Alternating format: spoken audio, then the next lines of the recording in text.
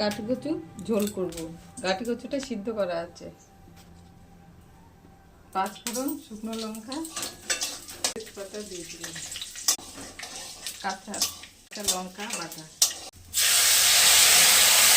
জল দিয়ে দিলাম, ভেজে রেখেছি এটাও বেটে দেবো। দিলাম হলুদ, দিলাম একটু চিনি, দিলাম কষিয়ে নেবো। এটা কষানো হয়ে গেছে, পাতাগুলো দিয়ে দিলাম। এটাও একটু ভেজে নেবো পুঁই শাকের পাতাগুলো। কাঠি কচুগুলো সিদ্ধ করে ছাড়িয়ে কেটে রেখেছি। কষানো, জল দেবো, 5 মিনিট ফুটলেই হয়ে যাবে।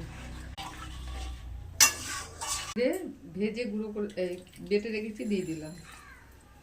5 মিনিট মতো ফুটবে, না হয়ে গেছে গাঁটি কচু আর পুঁই শাকের পাতা ঝোল।